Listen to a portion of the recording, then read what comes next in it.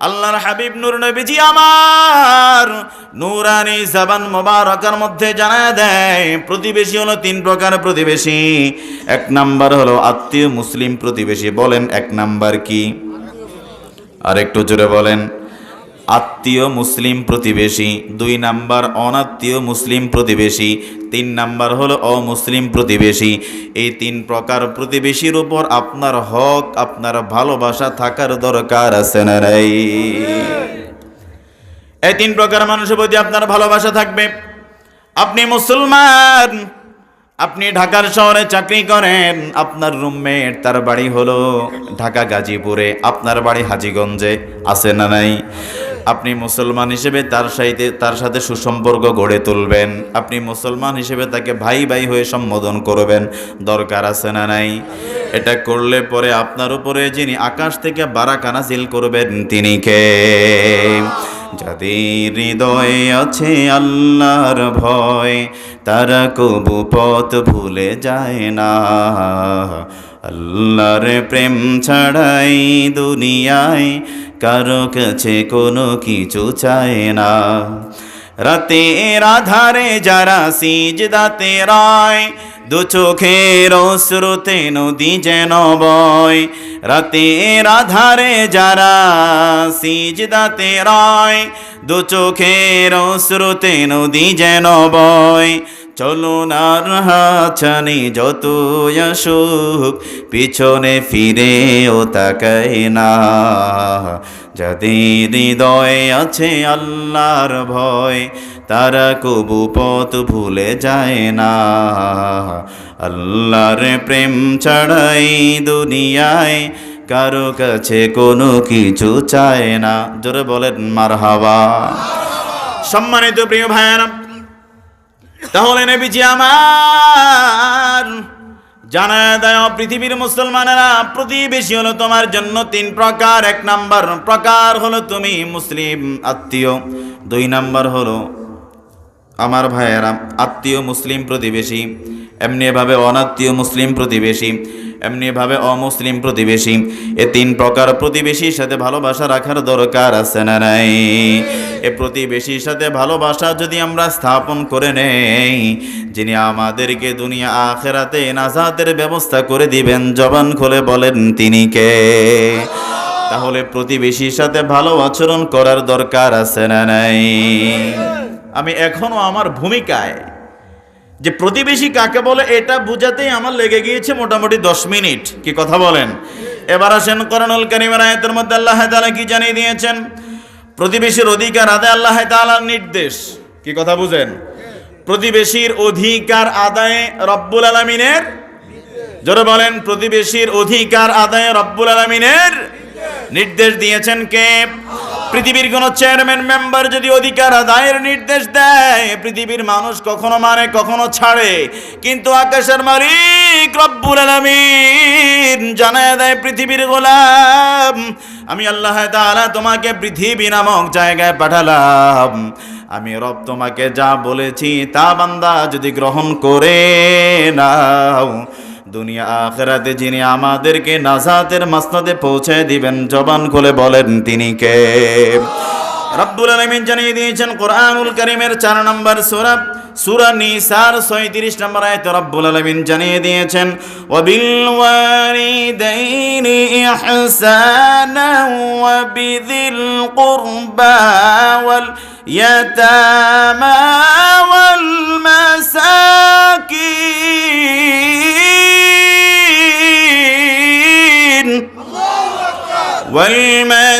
والمساكين والجار ذي القربى والجار الجنوب والصاحب بالجنب وابن السبيل وما ملكت أيمانكم। পৃথিবীর মুসলমান, তোমার রব যিনি তোমাকে পৃথিবীর জমিনে পাঠিয়েছেন, তোমার রব জানায় দেয় ও পৃথিবীর গোলাম, প্রতিবেশীর অধিকার আদায়ের জন্য আমি রব যে বুলেটিন দিয়েছি, যে সাজেশন দিয়েছি, এটা মেনে মেনে যদি পৃথিবীর জমিনে গোলাম তুমি চলতে পারো, আমি রবের পক্ষ থেকে তোমার জন্য রয়েছে আকাশ থেকে ভরপুর নাজাতের ব্যবস্থা। তাহলে প্রতিবেশীর অধিকার আদায় করার দরকার আছে না নাই? যারা বলেন আছে না নাই? আজ আমাদের গ্রামে বলেন, গঞ্জে বলেন, শহরে, বন্দরে, প্রতিটি জায়গায় নিজে বাঁচো, নিজে বড়, নিজেকে নিয়ে নিজেই ব্যস্ত। কথা বলেন, কেউ কারো খবর নেয় না। ঘরের বাসা ভাই না খেয়ে আছে, খবর নাই। আসেন, সামনে হাদিস আসতেছে। আপনারা তো কইবেন হুজুর এমন একটা বিষয় আজকে আমনেরে দিছে, যা কইতে আছেন সব তো আমনের উপরে আর আমার উপরে পড়তে আছে। করতামটা কি বলেন? শামীম ভাই দাওয়াত দেওয়ার সময় আমাকে 28শে ডিসেম্বর আমাকে দাওয়াত দিছে। 28শে ডিসেম্বর দাওয়াত দিছে, ভাই আপনার আলোচনার বিষয় এটাই, আপনি এই বিষয়টা আলোচনা করবেন।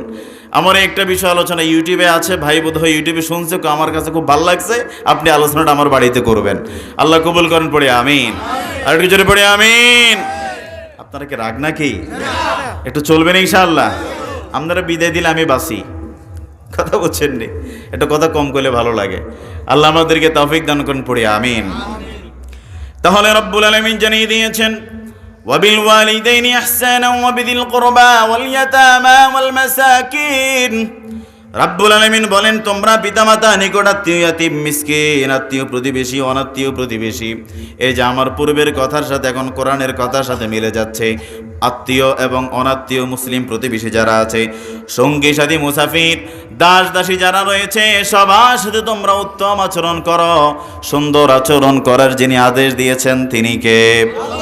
রব্বুল আলামিন জানায় দেয়, প্রথমে তোমার পিতামাতা। ওয়াবিল ওয়ালিদাইনি ইহসানা।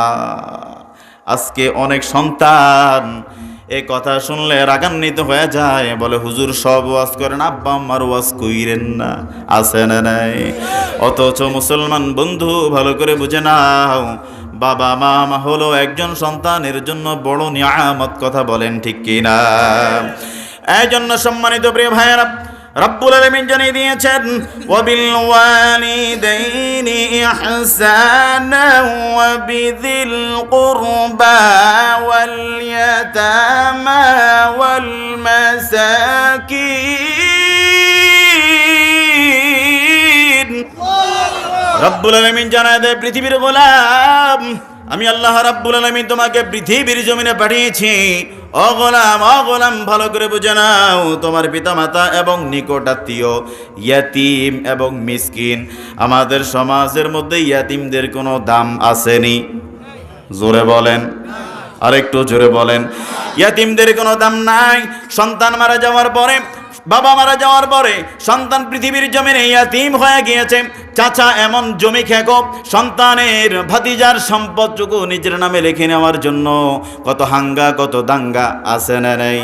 বলে তোর বাবা মরছে, কিছু রেখা যায় নাই, সুতরাং তুই পৃথিবীর জমিনে তোর নিজের ইচ্ছায় তুই বেঁচে থাকতে হবে, ঠিক না? এই জন্য প্রিয় মুসলমান ভাইয়েরা, যদি আমার ইয়াতিমের বিষয় আলোচনা, বিষয় এটা আলাদা একটা সাবজেক্ট, কিন্তু প্রিয় ভাইয়েরা, আজ আমার জমিনে, আমার বেলগড় বলেন, আমার হাজীগঞ্জ বলেন, সারা বাংলার 64 জেলা বলেন, ভাতিজা মারা গেলে এমন কয়জন চাচা আছে নিজ দায়িত্বে ভাতিজারে লালে, নিজ দায়িত্বে ভাতিজারে ফালে, নিজ দায়িত্বে ভাতিজার একটা অবস্থান করে দেয়? পাওয়া যায়? আছে খুব কম, মানে 1000-এ 2-5 জন। অধিকাংশই ভাবা মারা যাওয়ার পরে ভাতিজার সম্পদ নিজে বক্ষণ করবার জন্য মেম্বার দলে, উকিল দলে পায়তারা করে।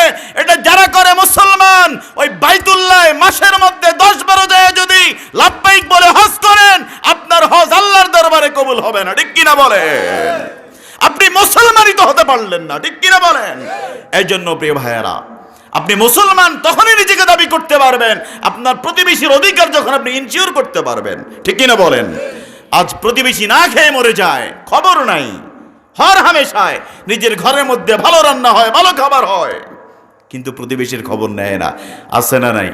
আরে আব্বা, প্রতিবেশী তো দূরের কথা, মা বাবার খবরই তো নেয় না, কথা বলে না। আমি গ্রামের ছেলে, আমি কি কিছুই জানি না? সবটাই জানি, সবটাই দেখি। প্রিয় ভাইয়েরা, প্রতিবেশীর অধিকার তো আপনি আদায় করবেন দূরের কথা, আপন আব্বা আম্মার টাকা দিতে, আব্বা আম্মার খরচ দিতেই তো সন্তান 50 বার বইয়ের সাথে হিসাব নিকাশে বসে, এইভাবে দিলে তো বেশি দেওয়া যায়, কেমনে দিতাম, তুমি একটু পরামর্শ দাও। আছে না নাই? বেটা, যে মা বাবা আপনার বুকের পিঠের চামড়া দিয়ে যদি আব্বা আম্মার জন্য এক জোড়া জুতা বানায় দেন, মায়ের এক ফোঁটা দুধের ঋণ, বাবার এক ফোঁটা ঘামের ঋণ কোন সন্তান পরিশোধ করতে পারবে না। এটাই আব্বা, এটাই আম্মা। আমার নূর নবীজি পৃথিবীর জমিনে আসার পূর্বেই তার বাবাকে হারিয়েছেন, ঠিক কিনা বলেন? নবীর চাচা পৃথিবীর জমিনে যতদিন নবীজি ছিলেন কত মায়া দিয়ে আগলায় রাখছেন, সুবহানাল্লাহ বলেন। আমার নবীজির দুধমা ছিলেন হালিমাতুস সাদিয়া, সুবহানাল্লাহ বলেন। হালিমাতুস সাদিয়া একদিন নবীজির কাছে আসতেছিলেন। নবীজি অপ্রিয় মুসলমান সাহাবায়ে কেরামদেরকে নিয়ে বসে বসে সম্ভবত গোশত কাটছিলেন। এমন সময় মায়ের নবীজির দুধমাতা হালিমাতুস সাদিয়া নবীজি দেখলেন আমার দুধমা আমার দিকে হেঁটে হেঁটে আসতেছে। প্রিয় মায়ার নবীজি নিজের গায়ের মধ্যে জড়ানো চাদরটা নিচে বিছায়া দিলেন, সুবহানাল্লাহ বলেন। নবীজি সাল্লাল্লাহু আলাইহি ওয়াসাল্লাম নিজের চাদর মুবারক আম্মা জানের জন্য বিছায়া দিলেন। সাহাবায়ে কেরামরা তাকিয়ে আছেন। হালিমাতুস সাদিয়া নির্দ্বিধায় নির্ভয়ে নবী করিম সাল্লাল্লাহু আলাইহি ওয়াসাল্লামের সেই মোবারক চাদর মধ্যে এসে বসে গেলেন, সুবহানাল্লাহ। আমার নবী কেমন মায়ের নবী ছিলেন। আজ আমরা আপন মাকে বাদ দিতে বড় হিসাব করে ভাত দেই, আপন মায়ের খোঁজ খবর নিতে বড় আমরা চিন্তার মগ্ন হয়ে যাই। অথচ আমার নবীজি আপন মা নয়, দুধ মাকে এত পরিমাণ রেসপেক্ট করলেন, সুবহানাল্লাহ বলেন। যুবক বৃদ্ধা বাবা ভালো করে বুঝে নেন, আপনার মা আপনার বাবা কি পরিমাণ কষ্ট করেছেন। আজ আপনি আপনার 1 বছরের সন্তান তার দিকে যদি একটু তাকায়া দেখেন, আপনি বুঝবেন আপনার মা বাবা কি পরিমাণ কষ্ট আপনার জন্য করেছে। আমাদের মা আমার জন্য কি পরিমাণ কষ্ট করেছে রে ভাই। তখন তো ছোট ছিলাম, বুঝি নাই। এখন যেহেতু সন্তানের বাবা হইলাম, সারা রাত্রি বেফি মাহফিল করবার পরে প্রায় সময় যখন ঘরে আসি, বিবি দরজার কাছে দাঁড়ায় থাকে দরজা খুলবার জন্য। তাকায় দেখি সন্তানটা ঘুমায় না, মায়ের সাথে পাগলামি করে। অপ্রিয় মুসলমান, ঠিক আমার বাচ্চা আমার বিবির সাথে যে আচরণটা করে, আজ থেকে 30 বছর পূর্বে আমি নিসারউদ্দিন সালিহিও আমার মায়ের সাথে সে আচরণটা করেছি। আপনিও করেছেন, আমার বাবাও করেছে, আপনি আমার চাচা আপনিও করেছেন, মসজিদের ইমাম হুজুর বসে আছেন, হুজুরও করেছেন, ঠিক কিনা বলেন? কথা বলো মুসলমান, ঠিক কিনা? তাহলে মা বাবার ঋণ কি কোনোভাবে শোধ করা যায়? আর একটু জোরে বলেন, শোধ করা যায়।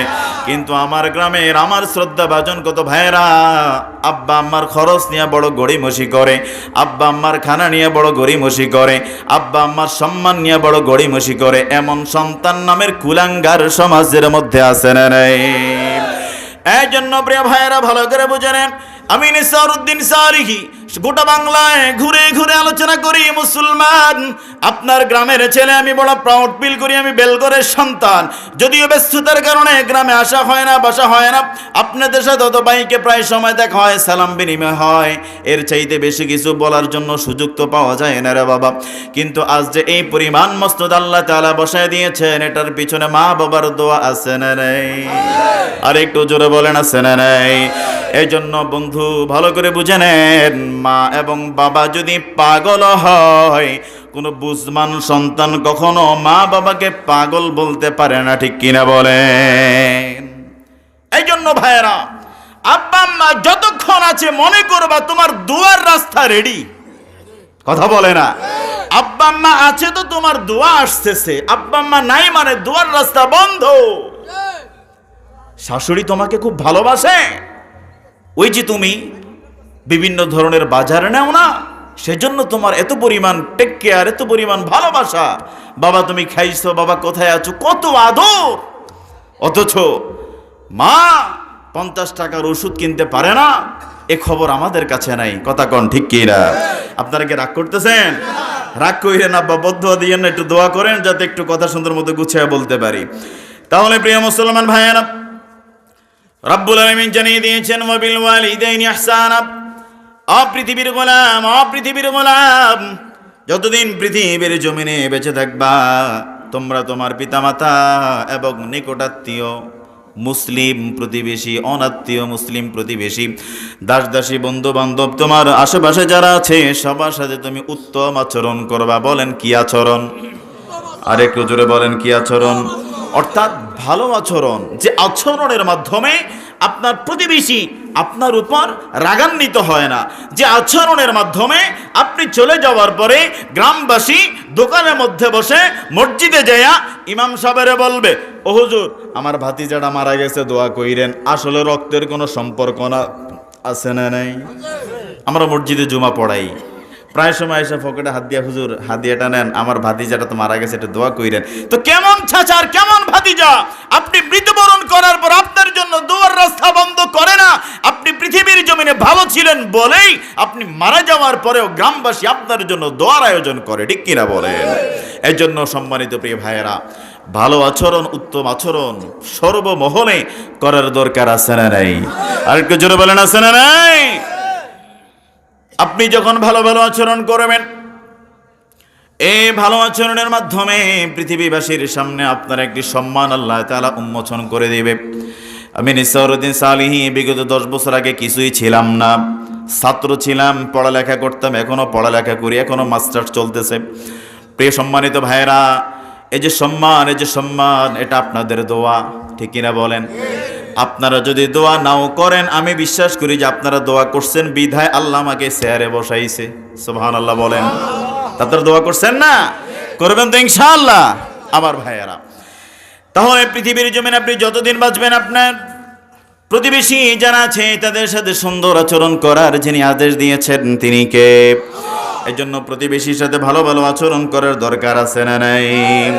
হাদিস শরীফের মধ্যে আসছে, বুখারীর 9ম খণ্ডের মধ্যে আসছে, অপ্রিয় মুসলমান ভাইয়ারা, হযরত আব্দুল্লাহ ইবনে আমর রাদিয়াল্লাহু তাআলা আনহু থেকে বর্ণিত, হযরত আয়েশা রাদিয়াল্লাহু তাআলা আনহা ও আব্দুল্লাহ ইবনে আমর রাদিয়াল্লাহু তাআলা আনহু থেকে বর্ণিত, তিনি বলেন নবী করিম সাল্লাল্লাহু আলাইহি ওয়াসাল্লাম বলেছেন, যখন জিবরাইল আমিন আলাইহিস সালাতু ওয়াস সালাম আমার নূর নবীজির কাছে যখন নবীজির কাছে আসতেন, সুবহানাল্লাহ বলেন, জিবরাইল আমিন আলাইহিস সালাতু ওয়াস সালাম আমার নবীজির কাছে কম আসছে না বেশি আসছে? আর একটু জোরে বলেন। আমরা ওর কাছে আইসিনি দুই একবার? আইসিনি? আসার সম্ভাবনা আছে? না, সম্ভাবনা নাই। সম্মানিত প্রিয় ভাইয়েরা, হযরত জিবরাইল আমিন আলাইহিস সালাতু ওয়াস সালাম নবী করিম সাল্লাল্লাহু আলাইহি ওয়াসাল্লামের কাছে প্রতিনিয়তই আসতেন। নবীজির কাছে যতবার আসতেন ততবার জিবরাইল আমিন আলাইহিস সালাতু ওয়াস সালাম নবীজিরে বলতেন, ইয়া রাসূলুল্লাহ, ইয়া হাবিবাল্লাহ, প্রতিবেশীর অধিকার আদায় করবেন। সুবহানাল্লাহ। প্রিয় মুসলমান ভাইয়েরা, প্রতিবেশীর হক সম্পর্কে জিবরাইল আমিন আলাইহিস সালাতু ওয়াস সালাম যতবার আমার নূর নবীজির কাছে জিবরাইল সাল্লাল্লাহু সাল্লাম আসতেন ততবার বলতেন, ইয়া রাসূলুল্লাহ, আপনি প্রতিবেশীর হক আদায় করবেন, প্রতিবেশীর হক সম্পর্কে নসিহত করতেন আমার নবীকে। সুবহানাল্লাহ বলেন। অপ্রিয় মুসলমান ভাইয়েরা, আমার নবীজি হাদিসের মধ্যে বলছেন, এমনকি আমার এমন ধারণা জন্মে গিয়েছে জিবরাইল আমিন আলাইহিস সালাতু ওয়াস সালাম যতবার আমার কাছে আসে ততবার আমাকে প্রতিবেশীর হক আদায়ের কথা বলে। এবার নবীজির ধারণা এমন পর্যায়ে চলে গিয়েছে যে আমাকে আল্লাহ তাআলা যে সম্পদ দিয়েছেন আমার প্রতিবেশীকে মনে হয় এই সম্পদ বন্টনের আদেশ দিয়ে দিয়েছেন। সুবহানাল্লাহ। কেমন মায়ার নবী ছিল আমার। সুবহানাল্লাহ বলেন।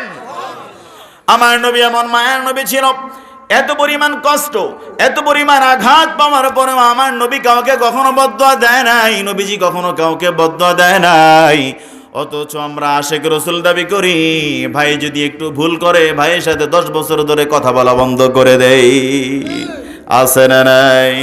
এবার ভাই যদি কথা বলতেও চায়, ভাই যদি বিভিন্ন বিয়েতে দাওয়াতও দেয়, ভাই যদি কিংবা ভাতিজা বিভিন্ন দোয়াতে দাওয়াত দেয়, বিভিন্ন মেহমান আসলে দাওয়াত দেয়, আপনার দাওয়াত অ্যাকসেপ্ট করে না, হ্যাঁ মনে রাখবেন হাদিস শরীফে বলা হয়েছে আপনি সম্পর্ক বজায় রাখবার জন্য আপনার সাথে আপনার ভাই, চাচা, ভাতিজা যতই ইগনোর করবে, যতই দূরে ঠেলে দিবে, আপনি সেই দাওয়াত বন্ধ করবেন না।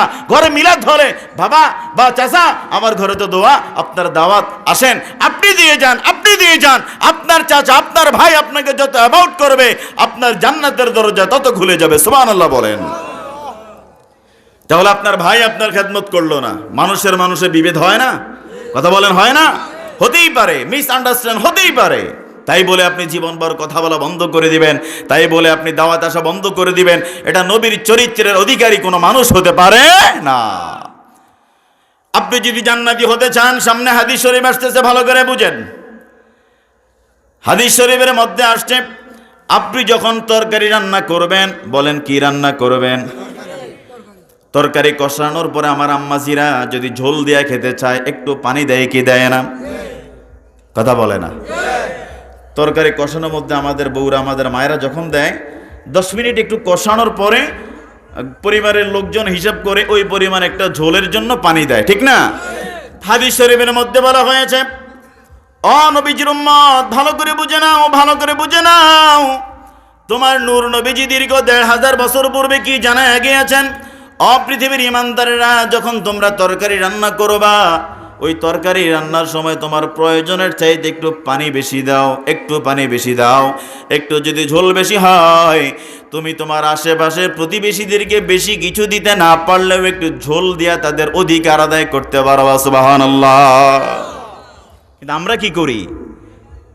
কথা বলেন, আমরা কি করি? রাসূলের হাদিস কি বলে, আমরা কি বলি? রাসূলের হাদিসের বিরুদ্ধে আচরণ করলে আপনি আর যাই হন, মুসলমান হতে পারবেন না, ঠিক কিনা বলেন? আপনি নিজেকে মুসলমান দাবি করার প্রয়োজন নাই। আপনি ইসলামের পরিপূর্ণ উপর ইস্তেকামাত থাকবেন, কোরআন মানবেন, সুন্নাহ মানবেন, নবীর আদর্শ মানবেন, আপনি মুসলমান। কথা বলে না, কথা বলে না। আপনি ইসলাম মানবেন না, আপনি টুপি মাথায় দিলেন, আমারটা কি, এর চেয়ে 10টা টুপি মাথায় দিলেন, লম্বা টুপি, লম্বা দাড়ি, লম্বা পাঞ্জাবি, সকল কিছু আপনার ইনসিওর করা, কিন্তু আপনি বাস্তব জীবন নবীর সুন্নতের আমল করলেন না, আপনি মুসলমান হতে পারেন নাই। আমার কথা না, আল্লাহর কথা? যারা বলেন কার কথা? সম্মানিত প্রিয় ভাইয়েরা, তাহলে নবী করিম সাল্লাল্লাহু আলাইহি ওয়াসাল্লাম যতবার, নবী করিম সাল্লাল্লাহু আলাইহি ওয়াসাল্লামের কাছে যতবার জিবরিল আমিন আলাইহিস সালাতু ওয়াসসালাম আসতেন, ততবার প্রতিবেশীর অধিকার আদায়ের কথা বলতেন। নবীজি এক পর্যায়ে মনে করেছেন, আহারে, আমার যে সম্পদ আছে, হয়তো এই সম্পদ আমার প্রতিবেশীদেরকে বন্টন করে দেওয়া লাগবে। অথচ আজকে ভাই ভাইয়ের সম্পদ মেরে দেয়, আছে না নাই? আর একটু জোরে বলেন। আজকে সব আজ গ্রামবাসীর বিরুদ্ধে যাইব, জীবনও তো দাওয়াত দেন নাই, আজকে যাও দিছেন, সামনের দাওয়াতের রাস্তাও বন্ধ। কথা কয় না? আচ্ছা, আপনারা দাওয়াত না দিলে কি আমার রিজিক বন্ধ হয়ে যাইব? সারা দেশে আল্লাহ মাহফিল করাচ্ছে না, আলহামদুলিল্লাহ। পাশাপাশি অনলাইনে কিছু ব্যবসাও করি, অনেকে জানেন, চলতেছে, আল্লাহ চালাচ্ছে, আলহামদুলিল্লাহ। এই ওয়াজ মাহফিল দিয়ে আমাকে সংসার চালাতে হবে এমনটা নয়। ওয়াজ মাহফিলের সময় দিয়ে শুধু দিনই মাদ্রাসায় পড়ালেখা করেছি, দিনের নেসবতে কিছু সময় মানুষকে হাদিয়া দিচ্ছি। এই জন্য কোনো মাহফিল থেকে টাকা চেয়েও নেই না যে ভাই 20,000 টাকা দিতে হবে। কি কথা বুঝছেন? টাকা যদি চায় নিতাম, তাহলে আমার মাহফিলের প্রতি কি থাকতো? আসক্ত থাকতো। আমি দোয়া করেছি এবছর আমার কোনো দাওয়াত যেন না আসে। তারপর আলহামদুলিল্লাহ প্রায় 30-এর কাছাকাছি প্রোগ্রাম অলরেডি হয়ে গেছে, আলহামদুলিল্লাহ। পড়েন আমার ভাইয়েরা, প্রচার প্রসারণা থেকে অনেক দূরে আছি, অনেক দূরে। আল্লাহ হেফাজত করেন, পড়ি আমিন। তাহলে প্রিয় ভাইয়েরা, রাসূল করিম সাল্লাল্লাহু আলাইহি ওয়াসাল্লামের শেখানো ভাষায় যদি আমরা আমাদের জীবনকে যদি আমরা পরিবর্তন করে নেই, আমাদের জীবনকে যিনি কবুল করবেন তিনি কে? আর একটু আওয়াজ করে মায়া করে বলেন, তিনি কে? সম্মানিত ভাইয়েরা, প্রতিটি মুসলমানের জন্য 3টি সৌভাগ্যের বিষয় রয়েছে, বলেন কয়টি? আর একটু জোরে বলেন। আপনারা কি আমার ওয়াজ মুখস্থ করতেছেন? শুনবেন, মুখস্থ করবেন, যা শোনেন কিছু মুখস্থ করবেন। কাল সকালবেলা দোকানপাটে যখন সমালোচনা হবে যে হুজুরে তো কোরআন হাদিস দিয়ে কোনো কথা কইছে না, এ বেটা ওয়াজ দিয়ে গেছিস, কিতা কইছে একটু কছেন, কইতেন ফেরবেন তো ইনশাআল্লাহ। প্রতিবেশী কয় প্রকার বলছি না প্রথমে? কয় প্রকার মনে আছে নি? মনে রেখেন। এবার আসেন প্রিয় ভাইয়েরা, আল আদাবুল মুফরাদের মধ্যে আসছে সৌভাগ্যের প্রতীক হলো 3টি, সৌভাগ্যের প্রতীক হলো 3টি। নাফি রাদিয়াল্লাহু তাআলা আনহু থেকে বর্ণিত, নবী করিম সাল্লাল্লাহু আলাইহি ওয়াসাল্লাম বর্ণনা করেন, তিনি বলেছেন 3টি জিনিস মুসলমানের জন্য সৌভাগ্যের অন্তর্ভুক্ত। সুবহানাল্লাহ বলেন। 3টি জিনিস মুসলমানের জন্য সৌভাগ্য স্বরূপ। কে বলেছেন? আল্লাহ রাসূল কে বলেছেন? জোরে বলেন, কে বলেছেন? আল্লাহর রাসূল নূর নবীজি আমার মায়া নবীজি দীর্ঘ ১,৫০০ বছর পূর্বে জানায় দেয়, অপৃথিবীর উম্মত, অপৃথিবীর মুসলমান, তোমাদের সৌভাগ্যের বিষয় হলো ৩টা। ১ নাম্বার হলো নবীজি জানায় দিয়েছেন প্রশস্ত বাসস্থান। সুবহানাল্লাহ। প্রশস্ত বাসস্থান যার নাই সে বুঝে রাত কাটানো কত বড় জিনিস, ঠিক কিনা বলেন? আপনি তো মুসলমান, আপনি ৫ তলা ১০ তলা বাড়ি করলেন, সেখানে আরাম কইরা ঘুমায়া যান। একটি রাতের জন্য বের হন, ওই রেল স্টেশনে চলে যান, বিভিন্ন বড় বড় বাজারের সামনে চলে যান, আপনি দেখবেন সেখানে এমন ধরনের কিছু মানুষ পাওয়া যায়। অমুসলমান আমার লাইফ আমি এমনও দেখেছি, ওই নায়েরগাঁও বাজারে দীর্ঘ ৩ বছর চাকুরি করেছি, সেখানে একজন পাগলের বেশে এখনো চলে, তার কথাবার্তার স্ট্রাকচার এত সুন্দর, পাগল বেশে ঘুরে, লক্ষ লক্ষ টাকার এই সন্তানটা মালিক ছিল। তার পরিবারের কারণে ছেলেটা বর্তমানে পাগল পায় রাস্তার মধ্যে ঘুরে বেড়ায়। এজন্য মুসলমান বন্ধু, টাকা দিয়া মানুষে আল্লাহ তাআলা সম্মান দেয় না। সম্মান পেতে হলে যার কাজ করতে হবে, জবান খুলে বলেন তিনি কে? এজন্য প্রিয় গ্রামবাসীরা ভালো করে বুঝে নেন, রব্বুল আলামিন হাবিব জানায় দেয় মুসলমানের জন্য সৌভাগ্যের প্রতীক হলো ৩টা। ১ নাম্বার হলো প্রশস্ত বাসস্থান। আপনার রব যে আপনারে সুন্দর চৌচালা ঘর দিলেন, আপনার রব যে আপনারে ভিটি পাকা ঘর দিলেন, এত কিছু যে মালিক যিনি দিয়েছেন তিনি কে? রাস্তার মধ্যে পাগল ঘুমায়, তার জীবন বৃত্তান্ত জানা গেলে দেখবেন সে ছিল চেয়ারম্যানের ছেলে, সে ছিল মেম্বারের ছেলে, সে ছিল কোটিপতির ছেলে, আছে না নাই? এই জন্য প্রিয় মুসলমান ভাইয়েরা, আপনি যে বাসস্থানে ঘুমান, এটা কার দান? তাহলে রবের দান পেয়ে ভোগ করার পরে রবকে কেন ভুলে থাকেন? ফজর নাই, জোহর নাই, আসর নাই, মাগরিব নাই, এশা নাই, আছে না নাই? তাহলে আপনি কেমন মুসলমান? আপনার রব আপনার এত সুন্দর বাসস্থান দিয়ে দিলেন, এত সুন্দর বাসস্থানের মধ্যে ঘুমানোর পরে ওই বাসস্থানের কারণে আপনি নামাজ পড়তে যেতে পারলেন না, ঠিক কিনা বলেন? তাহলে একজন মুসলমানের জন্য 3টি সৌভাগ্যের বিষয়ের মধ্যে 1 নাম্বার হলো সুন্দর বাসস্থান, 2 নাম্বার হলো সৎ প্রতিবেশী। কি? এটা খুব গুরুত্বপূর্ণ। কি? আপনার প্রতিবেশী যদি অসৎ হয়ে যায়, আপনি হঠাৎ করে বড়লোক হয়ে যাচ্ছেন, আপনার প্রতিবেশীর চিন্তা, কিরে মালানা সাহেবের ফলায় এত সুন্দর গাড়ি লইয়া বেলগোরা এবং বাজার দিয়া বারবার শুধু যায়, কোথা থেকে গাড়ি কিনলো, কই থেকে আনলো, এত সুন্দর ঘড়ি পরে, এত সুন্দর টুপি পরে, এত সুন্দর পাঞ্জাবি পরে, কই পায় এত টাকা, কই পায়, আছে না নাই? কথা কয় না? একদল কামায় আরেক দলের জলে, আছে না নাই? এই জন্য মুসলমান, রব্বুল আলামিনের হাবিব নূর নবীজি আমার নূরানি জবান মোবারকের মধ্যে জানায় দেয়, ও পৃথিবীর উম্মত, তোমার প্রতিবেশী যদি সৎ হয়ে যায়, তোমার জীবন সুন্দর, ঠিক কিনা বলেন? কত প্রতিবেশী পাওয়া যায় ঘরের সামনে দরজা মারে রাখে, কত প্রতিবেশী পাওয়া যায় ঘরের সামনে একটি লাইট জ্বালায় না, গ্রামের মানুষ ওই রাস্তা দিয়ে হাঁটবে, আছে না নাই? এর জন্য আপনার ঘর যেহেতু রাস্তার পাশে, সামনে একটা টিউবলাইট যদি জ্বালায় রাখেন, আপনি চোর বাটপার থেকেও বাঁচলেন, রাস্তা দিয়ে যারা প্রতীক হাঁটবে তাও রাস্তাটা সুন্দর দেখলো। কিন্তু লাইট বন্ধ করে রাখে, নিজের দরকারে জ্বালায়, দরকার শেষে বন্ধ করে থয়, আছে না নাই? আপনি কিসের মুসলমান দাবি করেন বন্ধু? আপনি মসজিদের সেক্রেটারি হতে পারেন, সভাপতি হতে পারেন, মাদ্রাসার খতিব হতে পারেন, মাদ্রাসার মুহতামিম হতে পারেন, আপনি আপনার চরিত্রের মধ্যে নূর নবীজির চরিত্র যদি আপনার জীবন ইনস্টল যদি করতে না পারেন, অপ্রিয় মুসলমান, আপনার দাড়ি যতই বড় হোক না কেন, আপনার টুপি যতই সুন্দর হোক না কেন, আপনি নবীর তরিকায় না চলার কারণে আপনি নবীর উম্মত দলভুক্ত হতে পারলেন না, ঠিক কিনা বলেন? কথা রাগ করতেছেন? আর একটু চলবো নি? আল্লাহ কবুল করুন, পড়ি আমিন। 3 নাম্বার হলো চমৎকার সওয়ারি, অর্থাৎ যানবাহন। যার নাকি সুন্দর একটি যানবাহন আছে, তার চলাচল বড় সুন্দর হয়ে যায়, ঠিক কিনা বলেন? এই জন্য প্রিয় ভাইয়েরা, 1 নাম্বার হলো যার নাকি সুন্দর একটি প্রশস্ত বাসস্থান রয়েছে, 2 নাম্বার হলো তার যার নাকি সৎ প্রতিবেশী আছে, 3 নাম্বার হলো যার নাকি সুন্দর সওয়ারি আছে, সেই হলো সৌভাগ্যবান মুসলমান। সুবহানাল্লাহ। আপনারা কি রাগ করতেছেন যে হুজুরে বারবার নিচে কি চায় নাকি? এটা দেখে কথা বলা মানে কি জানেননি? আলোচনার বিষয়টা ঠিক থাকা, মানে একদিক থেকে আরেক দিকে চলে না যাওয়া। গতকালকে আমার মাহফিল যখন ছিল ইয়েতে জালকাঠিতে, তো আমার একজনের প্রশ্ন করলো, হুজুর আপনারা যে কোরআন শরীফ টেবল এটা কি জায়েজ নেই? আমি গেলাম, আব্বা আজ থেকে 30 বছর পূর্বে যখন ব্যাংকের মধ্যে কোনো কম্পিউটার ছিল না, ছিল বড় বড় গরুর গাড়ি দিয়া বালাম খাতা শেষানো লাগতো। আপনি আমার মহিবুল্লাহ কাকা যদি যায় কইতো, রে ব্যাংকের ম্যানেজার সাহেব আমার ফলায় যে টাকা বাড়াইছে, কয় টাকা নিয়েছি কয় টাকা আছে একটু আমার হিসাব দেন। ব্যাংকের ম্যানেজার সাহেব, আমি সুযোগে একটু ফানিও খেয়ে আপনাকে একটু দেখাই। আলহামদুলিল্লাহ। তো ব্যাংকের ম্যানেজার এইভাবে 3-4 বার ফানি খায় আর বালাম খাতা তোলে। বালাম খাতা কি রে, মহিবুল্লাহ কাকার নাম দেব পাই না। এবার হঠাৎ করবে, মহিবুল্লাহ কাকা আমাদের ফলায় জানুয়ারি মাসের 5 তারিখে 50,000 টাকা ফাড়াইছে, আপনি জানুয়ারি 5 তারিখে 20,000 টাকা তুলছেন আর মাত্র 30,000 টাকা আছে।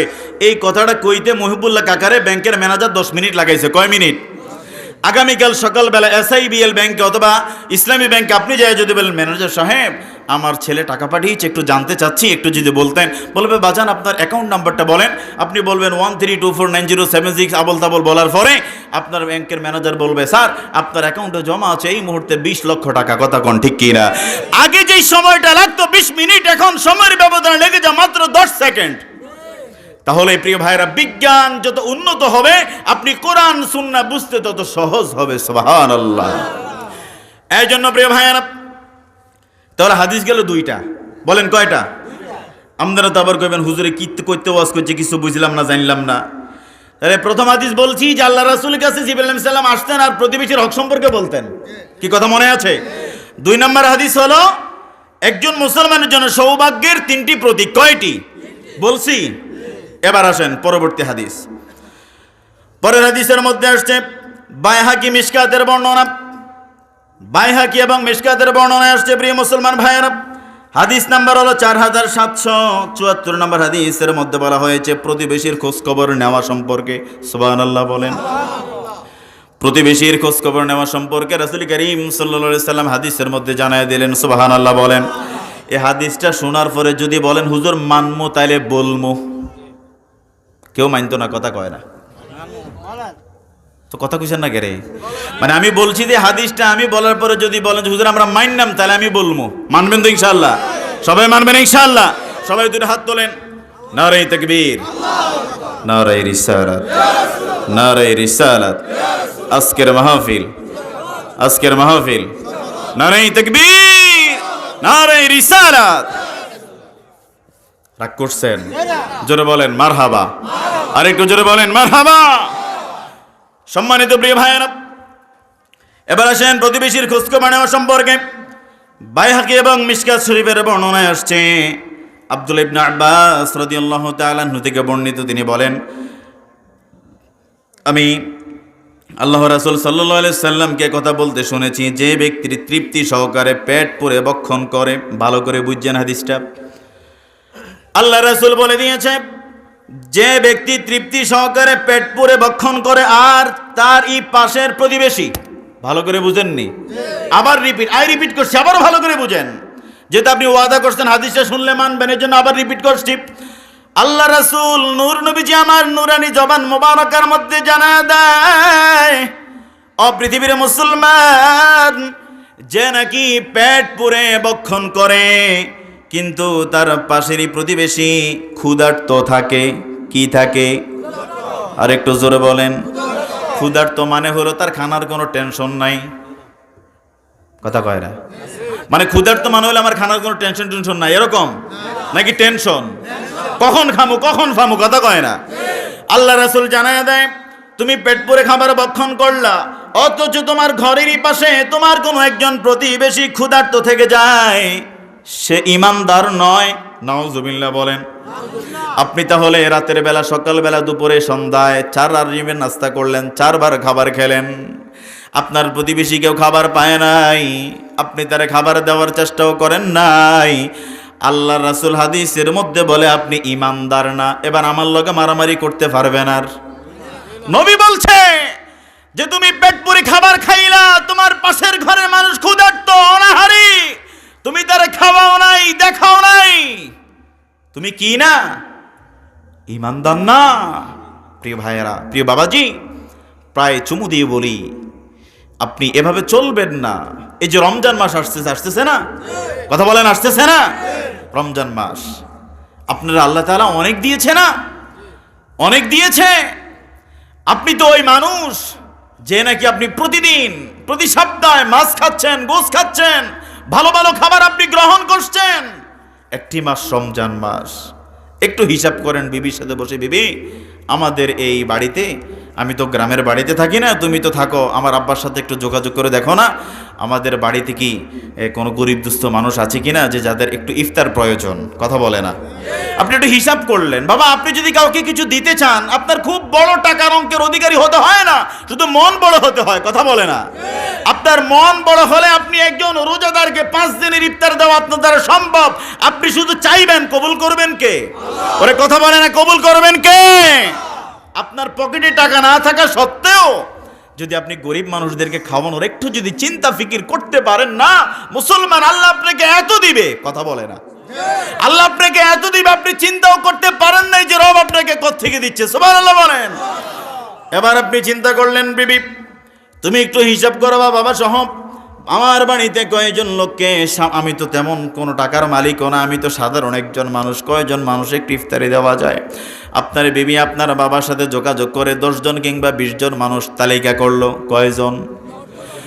আপনি 20 জন মানুষ যদি তালিকা করার পরে 250 টাকা করে যদি 20 জনরা দেন, কয় টাকা যাইব কনসেন দেহি? কথা কয় না, 5000। কয় হাজার? 5000 টাকা গিয়ে বলেন তো এই যুগে খুব বেশি? বলেন বেশি? আপনি যদি হাফ কেজি মুড়ি দেন, 250 গ্রামের মতো খেজুর দেন, 250 গ্রামের মতো যদি ছোলা দেন, এই মোটামুটি এই বাজারটা করতে কি 400-500 টাকা লাগবে না 200 টাকা? কথা বলে না। 1 কেজি ছোলার দাম বর্তমান বাজার 100 টাকা, তো 250 গ্রামের দাম কত?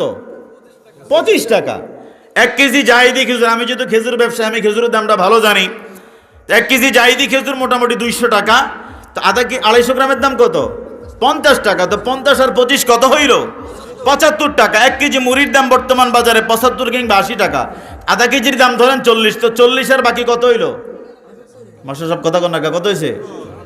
115। এবার আপনি এটার পাশাপাশি আর একটু কিছু দিলেন, 200 টাকার একটা পোটলা বানায়া রাতের গভীরে যদি আপনি দরজা করা, এরে ভাই একটু দরজাটা খুলছেন, কেউ ভাই এত রাত্রে, আর একটু খোলস না রে ভাই, আইছিলাম তোর একটু চাইতাম, দর কার করে কইস না, আমার তো তাওফিক নাই, তোর এটা দিলাম, খুশি কে? কথা বলে না কে? একটু কইরেন আব্বা, একটু কইরেন, এই কাজটা একটু কইরেন। আমি তো 20 জনের এস্টিমেট দিয়েছি, আপনি 10 জনকে দেন, 5 জনকে দেন। খোদার কসম করে বলি মুসলমান, আপনি এই মাসে যদি 50,000 টাকা যদি আপনার রুজি না হয়, আমার কাছে আইসেন, বলেন হুজুর আগের মাসে 60,000 ছিল, এই মাস আমার কমছে। কমবেন, আল্লাহ বাড়ায়া দিবে। সুবহানাল্লাহ। আরেকটু জোরে বলেন, আরেকটু আওয়াজ করে বলেন। তাহলে গরিব মিসকিনকে যদি আপনি না খাওয়ায় যে ওদরপূর্তি করেন, আল্লাহ রাসূল বলে আপনি ঈমানদার না। আল্লাহ রাসূল যেখানে বলে দিয়েছে আপনি ঈমানদার না, পৃথিবীর লক্ষ লক্ষ টাকা আপনি ঘুষ দিতে পারবেন, আপনি আর ঈমানদার হতে পারবেন না। কথা কি রাগ করতেছেন? তাহলে আমরা গরিব মানুষদেরকে 10 জন কিংবা 5 জন 20 জন ইফতার দেওয়ার দরকার আছে না নাই? ভাই আমার সময়টা কতক্ষণ? শামীম ভাই, হুজুর আসছে, কখন ছাড়বো? 10 মিনিট, একটু দ্রুত করেন আমার ভাইয়েরা। আর 10 মিনিট আছে, আপনারা আসেননি না যাবেন গিন? রাগনি আপনারা? আমার ভাইয়ার একটু মনোযোগ সহকারে কথাগুলো শুনেন। তাহলে আল্লাহ রাসূল বলে, তুমি পেট পুরি খাবার ভক্ষণ করেছ, তোমার প্রতিবেশী না অনাহারী অবস্থায় পড়ে আছে, তুমি তাদেরকে খাবার ইনশিওর করতে পারো নাই। যুবক, যাই পারো, আপনি মনে রাখেন, আপনাকে একটা উদাহরণ দেই। একজন মানুষ যদি 2 বেলা অনাহারী থাকে, বলেন কয় বেলা? বলেন কয় বেলা? 2 বেলা যদি কোনো মানুষ অনাহারী থাকে, ওই মানুষটাকে যদি আপনার ঘরে নেওয়ার পরে তারে যদি আপনি বলেন, ও ভাই একটু ঘরে আসো, তোমার একটু মেহমানদারি করি, আপনার ঘরে ডাল আছে, ভর্তা আছে, মাছ ভাজি আছে, গরুর গোশ আছে, চিংড়ি মাছ আছে, 4-5টা রকমের খাবার আছে, আপনি ওই মেহমান ঘরে বসায়া 1 প্লেট ভাত দিলেন, একটু ডাল দিলেন, একটু ভর্তা দিলেন, আপনি যাচ্ছেন গরুর গোশ আনতে, আপনি আইসা দেখবেন লোকটা কি ভাত নিয়ে বইসা রয়েছে না খানা শেষ? কথা বলে না। একজন ভুক্তভোগী মানুষ, একজন অভাবগ্রস্ত মানুষ, একজন ক্ষুধার্ত মানুষ যখন সামনে গরুর গোশত নয়, একটু পান্তা ভাতার কাঁচা মরিচ যখন সামনে পায়, ওই মানুষটা কখন চিংড়ি মাছের আশা করে না। এই জন্য যুবক ভাই, বৃদ্ধ বাবা, ভালো করে বুঝে নেন, আমি আপনার ছেলে, আমি আপনার ভাতিজা, আমি আপনার ভাই, আপনার গ্রামের ছেলে হয়ে একটু শাসন করেই বলছি, মানার দরকার আছে না নাই? আপনি যা খাবেন, আপনার ভাই কি খাইছি কি খায় না একটু জিজ্ঞাসা করবেন। আপনার ভাইয়ের আপনি যত ডাকেন, আপনার শুধু আপনার ভাই বিরোধিতা করে, যতই বিরোধিতা করুক আপনি খবর নিবেন, তাহলে আপনি জান্নাতি।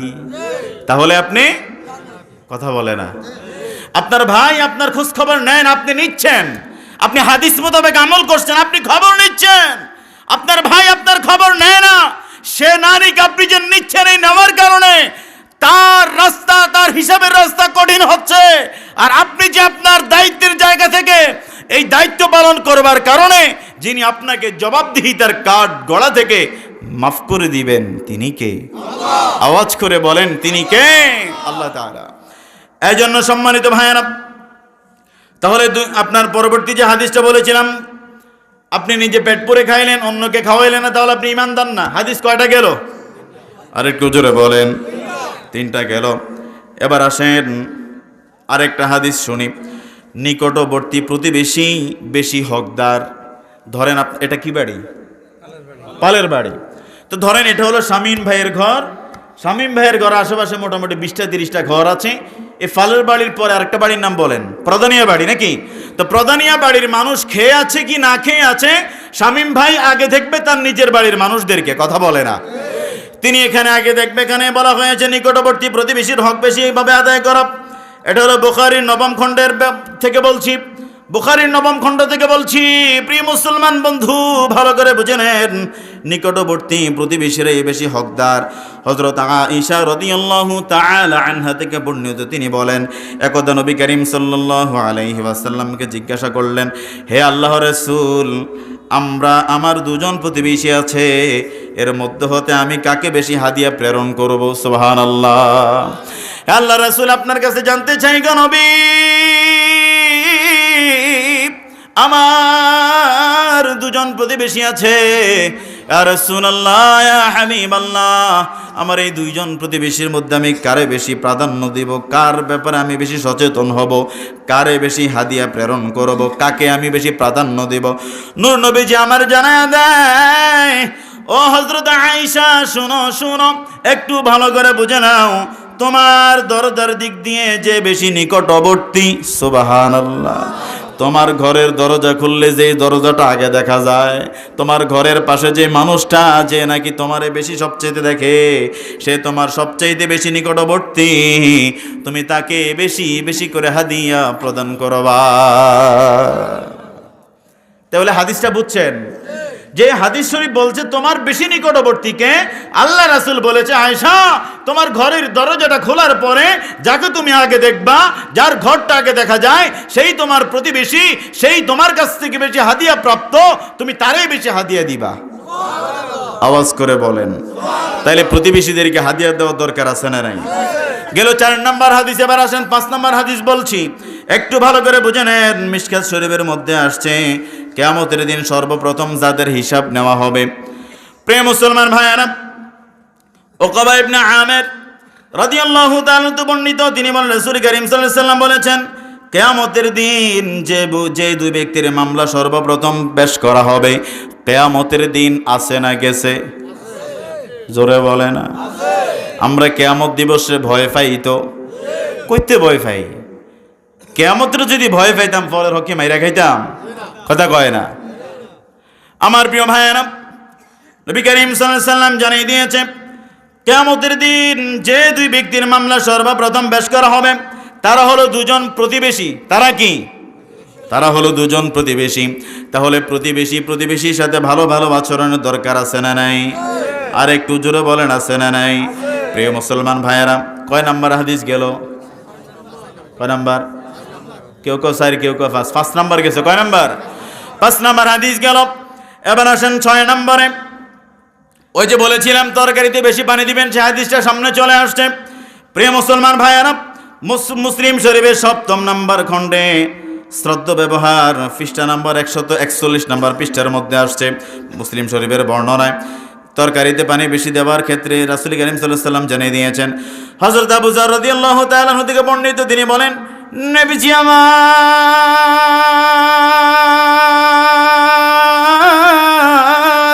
আল্লাহু আকবার বলেন, হযরত মুহাম্মদ রাসূলুল্লাহ সাল্লাল্লাহু আলাইহি ওয়াসাল্লাম বলেছেন, যখন তুমি তরকারি পাকাবে কিংবা রান্না করবে তখন তাতে কিছু অতিরিক্ত পানি দিবে। আপনার দরকার 2 ডগিমালা। ডগিমালা নাও কোন নাকি কথা কয় না? আপনার দরকার 2 ডগিমালা।